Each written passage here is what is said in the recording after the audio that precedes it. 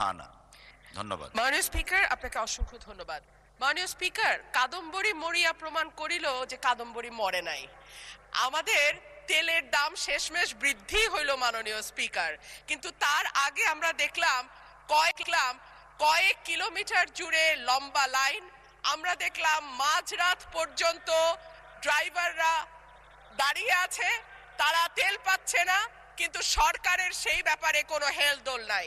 আশ্চর্য হয়ে লক্ষ্য করলাম মাননীয় স্পিকার, মন্ত্রীরা যখন সংসদে বক্তব্য দেন তখন তারা অবলীলায় বলেন বাংলাদেশে জ্বালানির কোনো ঘাটতি নাই, কিন্তু মাননীয় স্পিকার যখন তেল নিতে যায় তখন দেখা যায় 3 কিলোমিটার লম্বা লাইন। মাননীয় স্পিকার, সরকার সম্ভবত কিছু পদক্ষেপ গ্রহণ করবার ঘোষণা দিয়েছে। তার একটা হচ্ছে মার্কেট প্লেস 7টা বাজে বন্ধ করে দেয়া।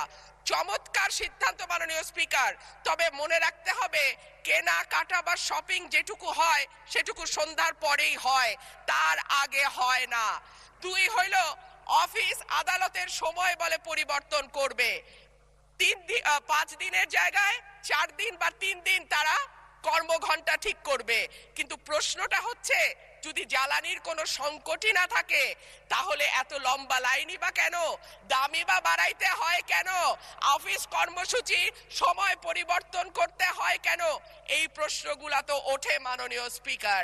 মাননীয় স্পিকার, আপনার মাধ্যমে এই সংসদের কাছে আমি জানতে চাই, জ্বালানি মন্ত্রীরা যখন গণমাধ্যমে কথা বলেন তখন মনে হয় বাংলাদেশে আল্লাহর রহমতে কোনো সংকট নাই। ওনারা যদি পরিষ্কার করে বলেন বাংলাদেশে বর্তমানে কত দিনের অকটেন ডিজেলের মজুদ আছে, কতদিন চলতে পারবে, পাম্পগুলো কেন পর্যাপ্ত পরিমাণ তেল পায় না, তেলের মজুদদারি। ধন্যবাদ মাননীয় সদস্য। মাননীয় চিফ